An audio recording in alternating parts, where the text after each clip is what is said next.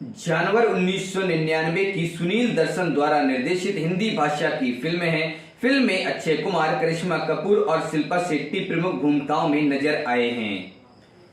बात करें अगर इसकी कहानी के बारे में तो सुल्तान एक अनाथ को अपनाता है और उसे बादशाह का नाम देता है। बादशाह बड़े होकर अपराधी बनता है और इंस्पेक्टर प्रधान द्वारा उसका जीवन काफी ज्यादा कठिन बना दिया जाता है। बादशाह का सहायक अब्दुल है। बादशाह के जीवन में एकमात्र आशा सपना है, जिसे उसने संयोग से मुलाकात की थी, लेकिन बादशाह सार्वजनिक जगह पर हत्या करता है। इस अनुभव के दौरान एक बच्चा उसके पास आ जाता है। ये बच्चे को सपना के पास ले जाता है। इससे पहले कि वे कुछ भी समझा सके, प्रधान इंस्पेक्टर वहां पहुंच जाता है और बादशाह को बच निकलना पड़ता है। वह अपना नाम बाबू लोहार में बदल लेता है और बच्चे को एक अच्छा भविष्य देने के लिए एक लोहार का काम करने लगता है। उसके 7 साल बाद राजू अब बड़ा हो चुका है और स्कूल भी जाने लगा है। ममता उसी स्कूल की ट्रस्टी होती है और राजू से मिलने के बाद उससे काफी जुड़ाव महसूस करती है। उसे पता नहीं होता है कि राजू उसी का बेटा है। वो अब राजू को कई सारे उपहार देती है तो बाबू उस पर गुस्सा हो जाता है। उसे लगता है कि इस तरह के उपहार से राजू उससे दूर हो जाएगा। वहीं अब्दुल जेल से छूट जाता है और सुल्तान से मिलता है, जिसे लगने लगता है कि बादशाह भी जेल में उसी के साथ बंद है। उससे मिलने के बाद अब्दुल को लगता है कि बादशाह चोरी के पैसे लेकर भाग गया और उसे जेल में सड़ने के लिए छोड़ दिया है। सुल्तान इसका बदला लेने की सोचता है और ये भी चाहता है कि बादशाह वापस उसके लिए काम करे।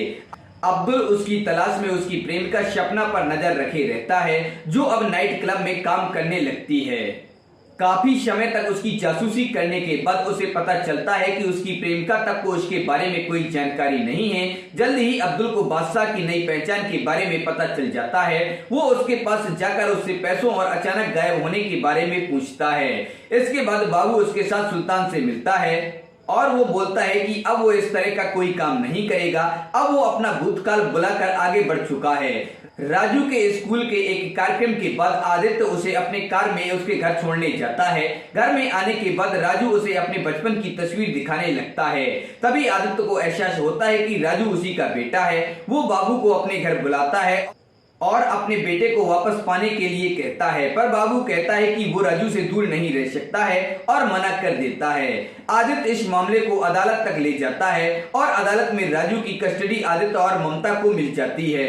उन दोनों को एहसास होता है कि राजू अपने नए जीवन में बाबू से दूर रहने के कारण खुश नहीं है। वे दोनों उसे बाबू के पास लाते हैं और उसी बीच सुल्तान के आदमी उसका अपहरण कर लेते हैं। बाबू को जब राजू के अपहरण के बारे में पता चलता है तो वो बिना कुछ सोचे समझे उसे बचाने के लिए चला जाता है और दुश्मनों के बिछाए जाल में फंस जाता है। वे लोग उसे बंदी बना लेते हैं और उसी के सामने राजू के ऊपर 2 कुत्ते छोड़ देते हैं। बाबू किसी तरह अपने आप को छुड़ा लेता है और राजू को कुत्तों से भी बचा लेता है।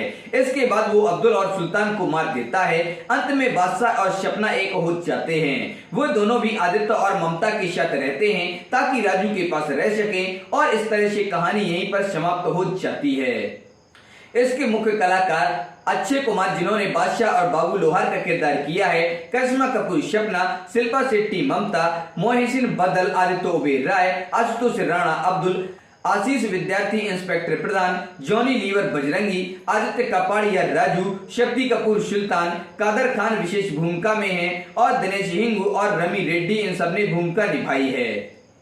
इस फिल्म के सभी गीत समीर द्वारा लिखित हैं। सारा संगीत आनंद मिलिंद के द्वारा ही दिया गया है।